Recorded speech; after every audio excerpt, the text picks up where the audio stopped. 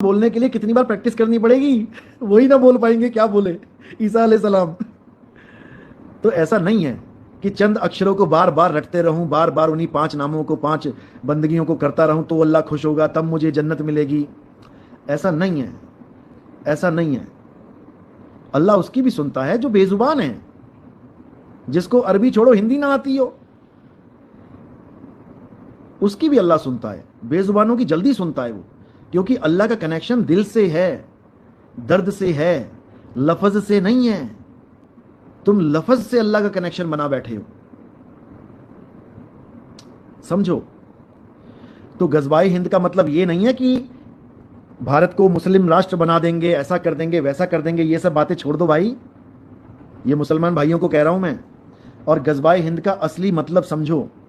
गजवाए हिंद का मतलब है कि मोहम्मद साहिब को, हमारे नबी को खुशबू आती थी हिंद की तरफ से, हिंदुस्तान की तरफ से, कि वो तूफान यहीं से उठेगा, वो झंडा, वो परचम यहीं से उठेगा और पूरे संसार में लहलहाएगा, पूरे संसार में।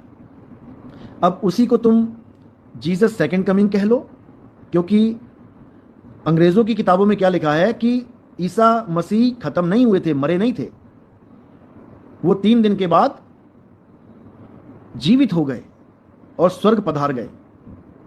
अब उनके आने की डायरेक्शन लिख रखी है कि वो किधर से आएंगे, यानी जब दोबारा आएंगे, सेकंड कमिंग ऑफ जीसस, कहां से आएंगे, तो डायरेक्शन लिख रखी है उन्होंने, Jesus will come from the east.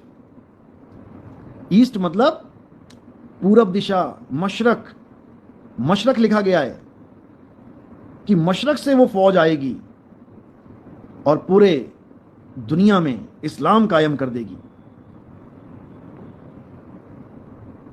समझ लो।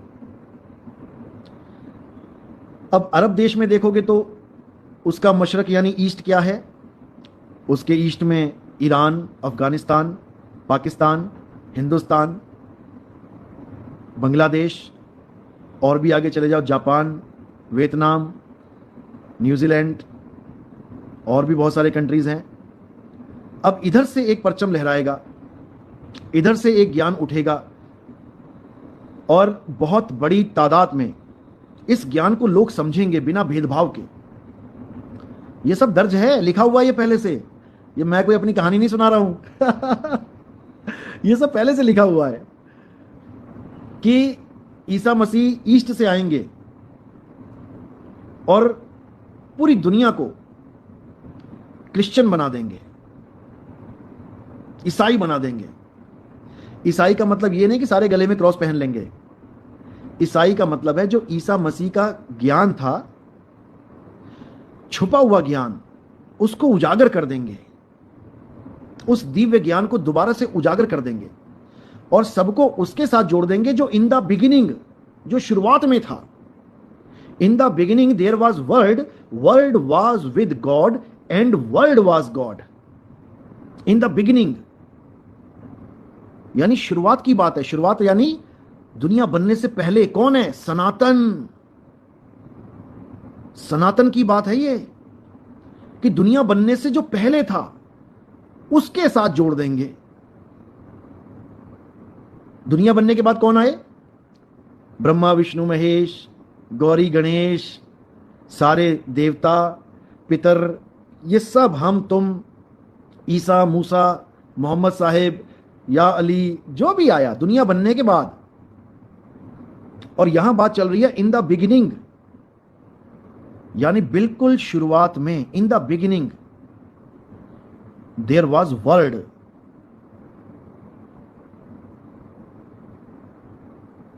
शब्द की बात चल रही है, WORD, वर्ड, WORLD वाला वर्ड नहीं। In the beginning there was word, word was with God and word was God. खेल सारा यही है, शब्द का ही खेल है। इस शब्द की महिमा सारे संसार में फैला देंगे।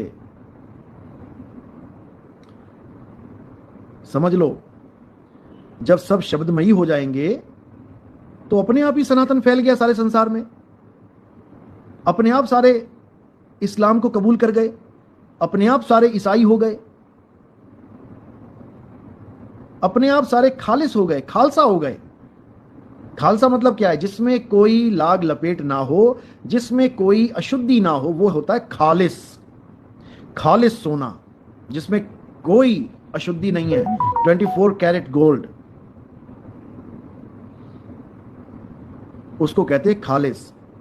उसी को कहते हैं निकलंक, जिसमें कोई कलंक ही नहीं है। और उसी निकलंक को कहते हैं कल्कि। समझे?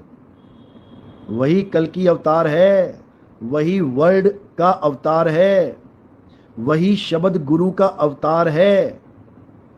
समझ लो। तो इसलिए इस सारे संसार में एक मालिक की बंदगी का परचम जरूर लहराएगा। कब लहराएगा? जब मेरे हिंदू, मुस्लिम, सिख, ईसाई, ये सब लोग उस एक मालिक को जानेंगे।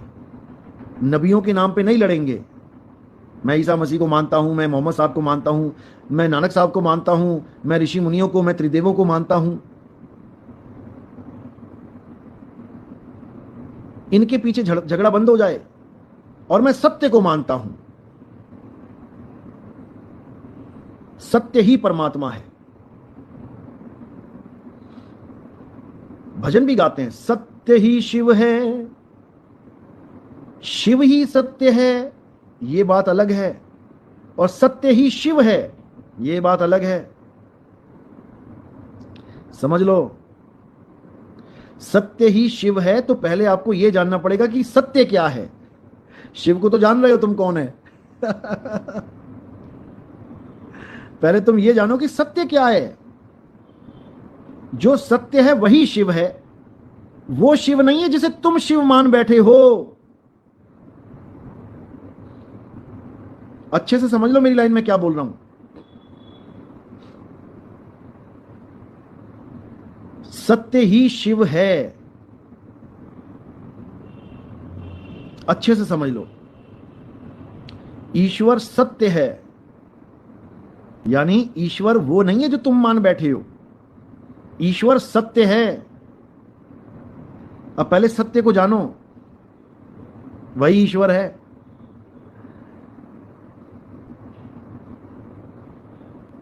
सत्य ही शिव है। जब सत्य को जान जाओगे तो सत्य ही शिव है, सत्य ही कृष्ण है, सत्य ही ब्रह्मा है, सत्य ही आप हो, सत्य ही हम हैं। क्यों? क्योंकि हे अर्जुन, इस दुनिया में दो प्रकार के तत्व हैं, एक असत तत्व और एक सत तत्व। असत तत्व क्या है हे अर्जुन? जिन तत्वों का उदय और अस्त हो जाता है, यानी पैदा होते और नष्ट हो जाते हैं या बदलाव हो जाता है, वो असत तत्व है। यानी हे अर्जुन, ये शरीर असत्य है। अब जब बोल दिया शरीर असत्य है तो फिर सारे शरीरों का नंबर लग गया।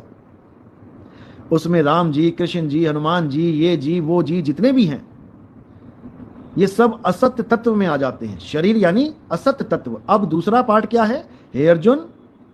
शरीर असत्य है लेकिन आत्मा सत्य है। आत्म तत्व, जिसको सत तत्व यानी जिसको निहि तत्व भी कहते हैं, क्योंकि सत तत्व पंच भौतिक तत्वों से न्यारा होता है। आत्मा 5 तत्वों से न्यारी है, ऐसे तत्व नहीं है। आत्मा तत्व जो है वो ऐसा तत्व नहीं है जैसा आपको ये दिखाई दे रहा है, हवा, पानी, आग। वो तत्व अलग है, इसलिए उसको निहि तत्व बोला गया, क्योंकि वो इन तत्वों की तरह जड़ नहीं है, वो बदलता नहीं है, वो ऐसा तत्व नहीं है। तो नहीं का मतलब निहि और तत्व का मतलब तत्व, यानी ऐसा तत्व नहीं है, वो तत्वों से परे है। समझ लो।